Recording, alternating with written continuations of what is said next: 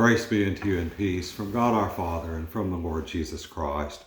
I'm Father Steve Sellers, and thank you for joining me on my YouTube channel today for my brief daily message of hope and inspiration. And I truly hope that now that we've gone into our fourth week of self-isolation and social distancing from one another, that you're still able to find joy in your life. Joy is with us. It's there.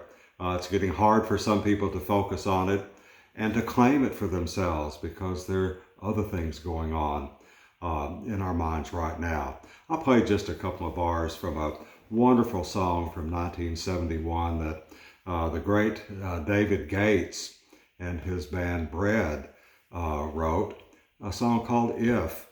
It was a beautiful song. You know, if a picture paints 1,000 words, then why can't I paint you? The words will never show the you I've come to know. David Gates was writing a beautiful love song, and nearly everyone who heard it assumed that there was a big absence in his life, like some of his other love songs of the late 60s and early to mid 70s, Aubrey the Guitar Man, some others. Everyone assumed it was a girlfriend or a fiance or someone that he was missing. But that wasn't the absence that David Gates felt when he wrote the song If. There was an empty place in him because his father had died. This was a song about the absence David Gates felt for his dad. Now, many of us who have lost fathers, and I had lost my dad just the year before that in 1970, that song really resonated in my heart because there's an absence that we feel when loved ones die. And I've got to tell you that in this now fourth week of self-isolation, there are people who are experiencing absences in their lives. Those who have passed away over the last period of their lives, people who've been dear to them, friends, family member. We're experiencing delayed absence, grief from people who've passed away. We're realizing the empty places we have in our heart. And that's causing a lot of people that I'm in contact with great consternation.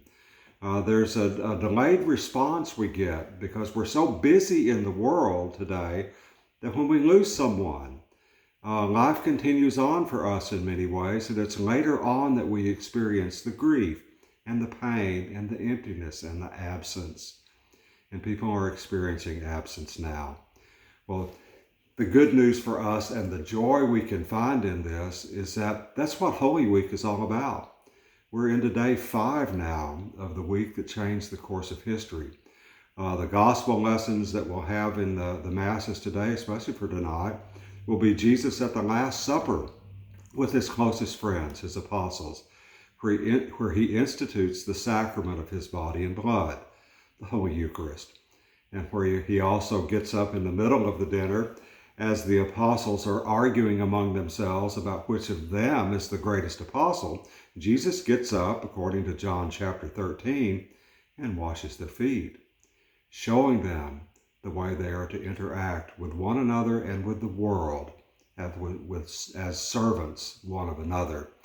And Jesus then explains to them that he's getting ready to leave.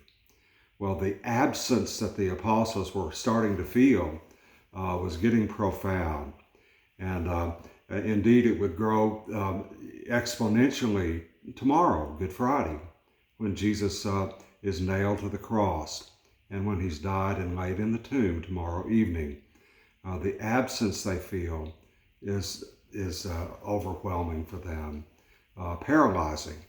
Just like many people are feeling paralyzed now in these delayed absences that they're feeling because they've got time to think now.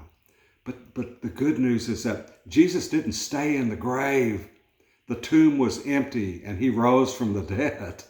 And so the fact that he is alive and with us now, and that he is accompanying us through everything, including self-isolation, is great news because he is the source of life and death. He's the source of everything. His is the kingdom, the power, and the glory now and forever, as we say at the Mass. He's with us and he's there with us. And he is the one who shows us the way home. I spoke with a woman yesterday and have the last few days who's getting ready to be with the Lord very, very soon. And my message to her is the same one that I say to myself, and it's the same one I'm saying to you now. Jesus walks with you every step of your journey. He's with you even now, walking with you.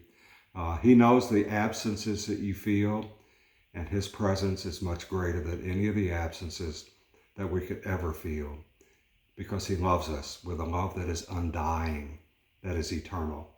Well, I hope you have a brilliant, wonderful day today. Focus on Jesus. Focus on the journey he took to the cross, and through the cross, the grave, the gate of death, into life eternal. And now he takes the journey with you, even when you're in self-isolation. Know that he loves you. God bless you. Have a wonderful day.